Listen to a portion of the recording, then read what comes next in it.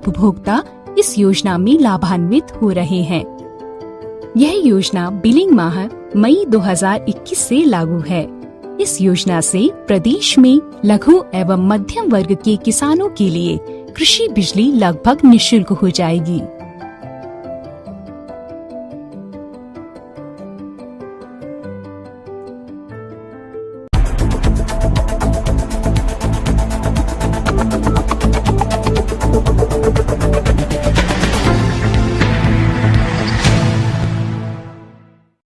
नमस्कार, हमारा राजस्थान बुलेटिन में आप सभी का बहुत बहुत स्वागत है। मैं आपके साथ हर्ष चौधरी।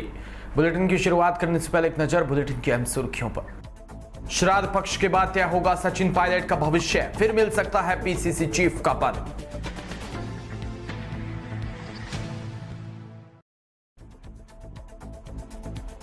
सांचौर अखिल भारतीय विद्यार्थी परिषद इकाई सदस्यता अभियान के पोस्टर का हुआ विमोचन। राजकीय महाविद्यालय मकराना में व्यवस्थाओं को लेकर सौंपा ज्ञापन।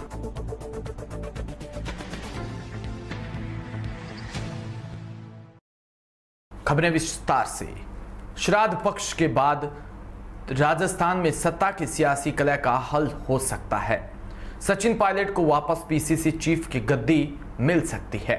मंत्रिमंडल विस्तार में भी श्राद्ध पक्ष के बाद भी संभव है। फिलहाल राजस्थान में नेतृत्व परिवर्तन के आसार नहीं। पार्टी अनुभवी और युवा नेताओं का तालमेल चाहती है। वहीं अमरिंदर सिंह के पंजाब कांग्रेस के मुख्यमंत्री पद से हटने और चरणजीत सिंह चन्नी को मुख्यमंत्री बनाने के बाद कांग्रेस आलाकमान का ऑपरेशन पंजाब समाप्त हो चुका है। लेकिन अब हर किसी की नजर इस बात पर है कि क्या राजस्थान को लेकर भी कांग्रेस आलाकमान जल्द ही बड़े फैसले लेने जा रहा है, क्योंकि पंजाब में जो हालात बने थे वह राजस्थान में पंजाब से भी पहले बन चुके थे। खबर सांचौर से, जहां जालोर में अखिल भारतीय विद्यार्थी परिषद इकाई सांचौर सदस्यता अभियान के पोस्टर का विमोचन आरएसएस खंड प्रचारक पांचाराम द्वारा किया गया। प्रांत कार्य समिति सदस्य छगनलाल माली ने बताया कि सदस्यता का अभियान का प्रथम चरण 20 से 30 सितंबर तक चलाया जाएगा, जिसमें 2000 नई सदस्य बनाने का लक्ष्य लिया है। बैठक में कार्यकर्ताओं ने ज्यादा से ज्यादा छात्र छात्राओं को सदस्य बनाने का संकल्प लिया है। राजकीय महाविद्यालय मकराना में अव्यवस्थाओं को लेकर नागौर जिला सरपंच संघ अध्यक्ष प्रकाश भाकर के नेतृत्व में छात्र छात्राओं ने मुख्यमंत्री के नाम का ज्ञापन नायब तहसीलदार गजेंद्र सिंह को सौंपा। छात्र छात्राओं ने बताया कि महाविद्यालय में कला वर्ग में प्रथम वर्ष व द्वितीय वर्ष में कुल 124 विद्यार्थी अध्ययनरत है, जहां पर सरकार ने 2 वर्ष पूर्व महाविद्यालय खोलने की घोषणा करते हुए राज्य उच्च माध्यमिक विद्यालय में अस्थायी तौर पर महाविद्यालय का संचालन शुरू कर दिया, जहां पर विद्यार्थियों के लिए व्यवस्थाओं का अंबार लगा हुआ है। न तो विद्यार्थियों के लिए कक्ष है और न ही उचित बिल्डिंग की व्यवस्था। साथ ही महाविद्यालय में व्याख्याताओं के पद पर भी रिक्त है और फर्नीचर की भी व्यवस्था नहीं है। महाविद्यालय की छात्रा तो आज हम आए एचडीएम ऑफिस, मतलब यहाँ पे हमारे जो भाई बहन है इनकी सुनवाई के लिए, क्योंकि आज हमारे कॉलेज को खुले हुए 2 साल हो गए। 2 साल में बच्चा कहाँ से कहाँ चल जाता है, और यहाँ पे हमारे मुख्यमंत्री ने कॉलेज खोल दी और ये खुश कर दिया कि हमने मकराना में एक गवर्नमेंट कॉलेज खोल दी। तो गवर्नमेंट कॉलेज खोलने से कोई नहीं होता। यहाँ पे या तो पानी की व्यवस्था नहीं है, टीचर की व्यवस्था नहीं है, बच्चे जाए तो जाएगा। अगर बैठने के लिए हमें फर्नीचर नहीं मिलेगा तो हम क्या बच्चे खड़े खड़े पढ़ेंगे।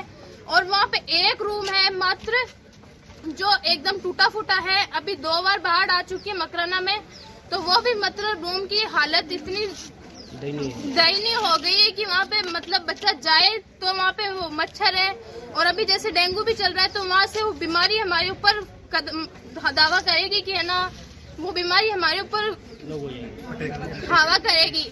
तो इसके लिए हम ना जो भी छात्र हैं हमने ये ज्ञापन दिया है आज सर को। अगर ये इस ज्ञापन की भी सुनवाई नहीं होती तो हमें मजबूरन हड़ताल पे बैठना पड़ेगा या फिर आंदोलन करना पड़ेगा। जय हिंद, जय भारत। स्टाफ की व्यवस्था अगर नहीं की जाती है तो ये पूरे कॉलेज के बच्चे और आसपास के गांवों के बच्चे का जो भविष्य खराब हो रहा है, इसकी राजस्थान सरकार जिम्मेदार है।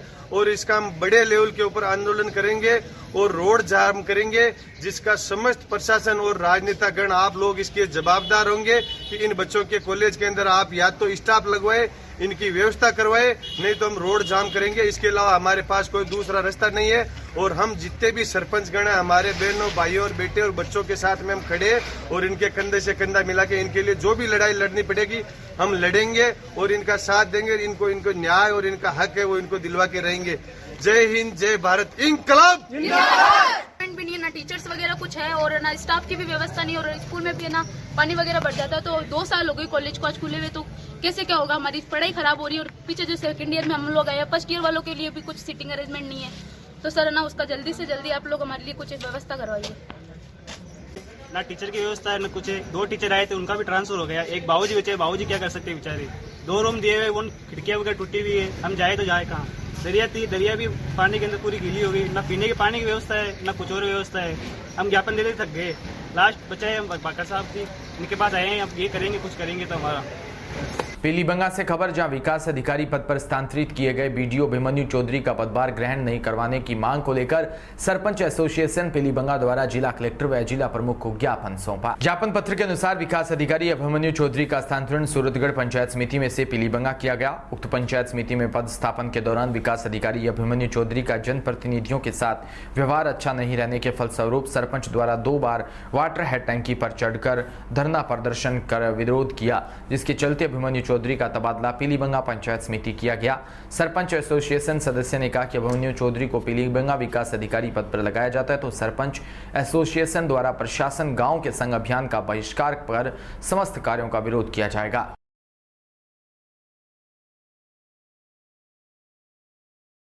भिनमाल के निकटवर्ती गांव कोटखास्ता में राजकीय उच्च माध्यमिक विद्यालय कोरोना जैसी वैश्विक महामारी में पिछले 1.5 साल से बंद है।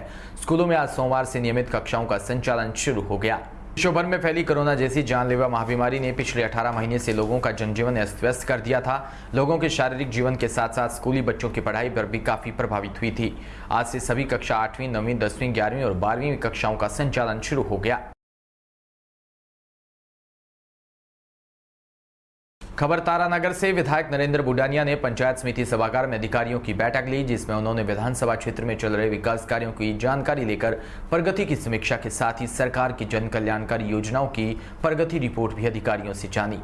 विधायक बुडानिया ने कहा कि प्रत्येक अधिकारी सकारात्मक रूप से साथ साथ कार्य करते हुए आमजन को योजनाओं का लाभ पहुंचाए, जिसमें लापरवाही बरतने वाले कार्मिकों के खिलाफ सख्ती बरती जाएगी।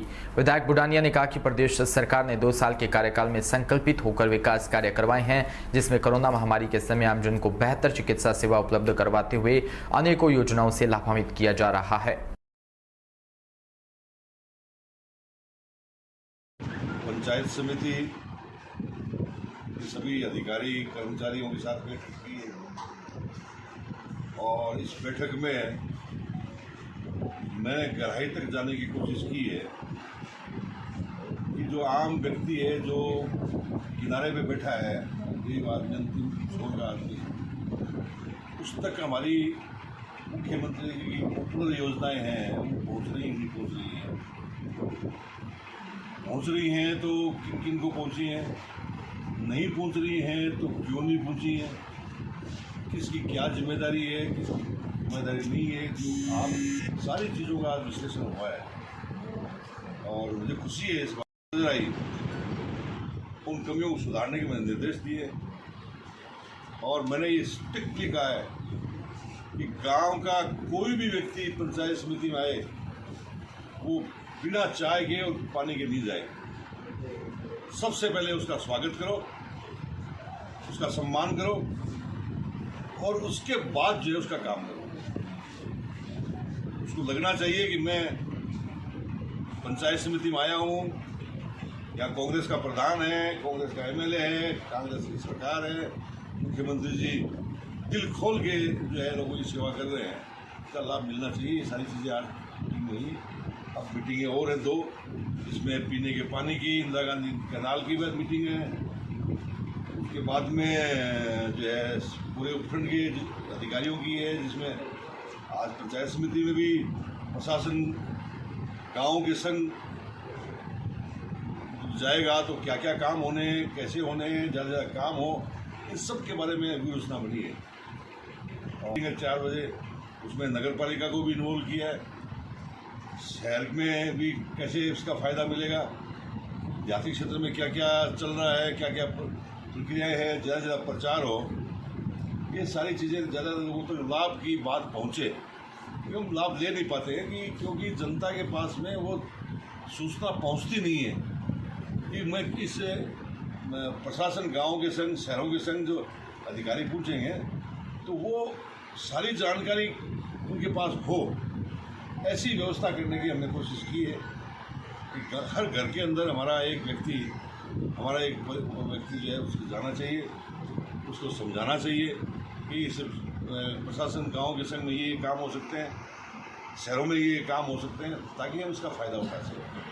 अलवर से खबर जो राजस्व सेवा परिषद के बैनर तले सोमवार को सुरेश पाल सिंह चौहान, प्रदेश अध्यक्ष राजस्थान कानूनगो संघ के नेतृत्व में अलवर जिले की राजस्थान तहसील सेवा परिषद, कानूनगो संघ, पटवार संघ ने 7 सूत्री मांग पत्र का ज्ञापन मुख्यमंत्री को जिला कलेक्टर के माध्यम से प्रस्तुत किया। ज्ञापन में तहसीलदार सेवा परिषद के कमल पचौरी, तहसीलदार पटवार संघ के जिला अध्यक्ष मनोज मीणा, कानूनगो संघ के जिला अध्यक्ष महामंत्री उमेश प्रजापति, राकेश कुमार, चमन प्रकाश आदि उपस्थित रहे। उन्होंने मांग पत्र में 28 अप्रैल 2018 व 9 जुलाई 2021 को लिखित समझौते को लागू करने के साथ साथ प्रशासन गांव, प्रशासन शहरों के संग अभियान की पूर्णतः सफल के लिए तहसीलदार के 460 रिक्त पद, नायब तहसीलदार के 1014 पदों पर, भू अभिलेखक निरीक्षकों के लगभग 1250 पदों पर होने वाले पदों को पर तुरंत विभागीय पदोन्नति के साथ साथ पटवारी की 5 वर्ष की सेवा अवधि पर वशिष्ठ वेतन श्रेणी, नायब तहसीलदार के पदों पर 100% पदोन्नति के साथ साथ तहसीलदार के कुल स्वीकृत पदों में से 50% पदों पर पदोन्नत नायब तहसीलदार से व 50% सीधी भर्ती से राजस्थान तहसीलदार सेवा में आरटीएस से भरे जाए। साथ ही चेतावनी देते हुए कहा कि 27 सितंबर को समस्त राजस्व परिषद एक दिन की पैन डाउन रखेंगे।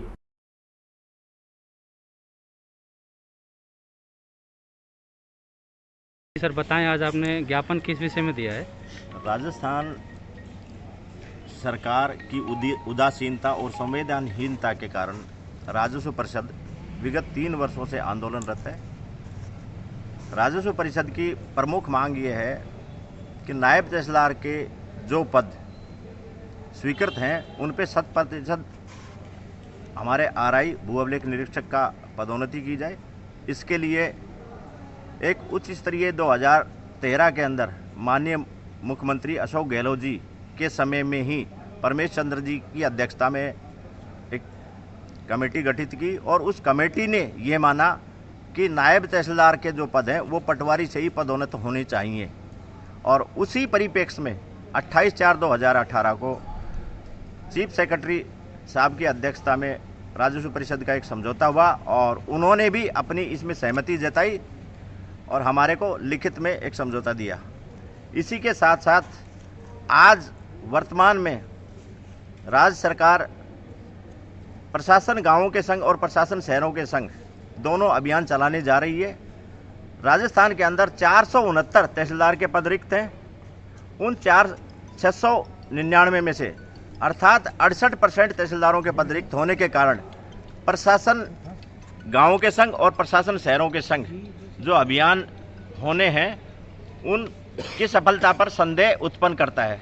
अतः हमारी राज्य सरकार से ये मांग है कि 469 तहसीलदार के पदों के ऊपर आप पदोन्नति कीजिए, नायब तहसीलदार के पदों पर पदोन्नति कीजिए।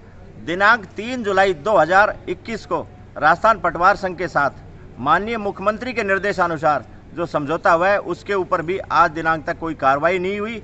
इन सभी चीज़ों से रुष्ट होकर राजस्व परिवार, राजस्व सेवा परिषद आंदोलनरत है।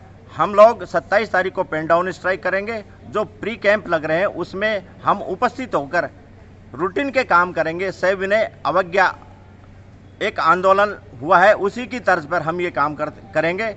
30 तारीख तक अगर हमारी मांगे नहीं मानी गई है तो 2 अक्टूबर से संपूर्ण राजस्थान के अंदर प्रशासन गांवों के संघ और प्रशासन शहरों के संघ का बहिष्कार राजस्व सेवा परिषद से किया जाएगा, जिसकी समस्त जिम्मेदारी राज्य सरकार की होगी। सुरेश पाल सिंह चौहान, प्रदेश अध्यक्ष राजस्थान कानूनगो संघ।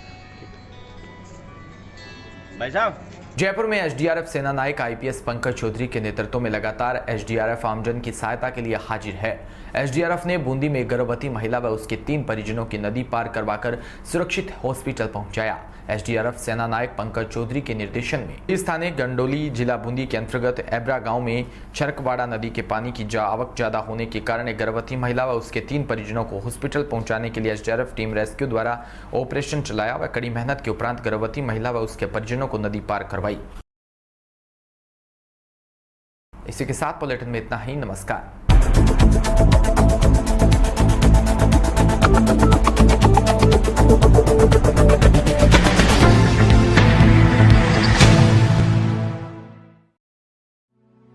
प्रदेशवासियों की स्वास्थ्य रक्षा तथा औषधीय पौधों की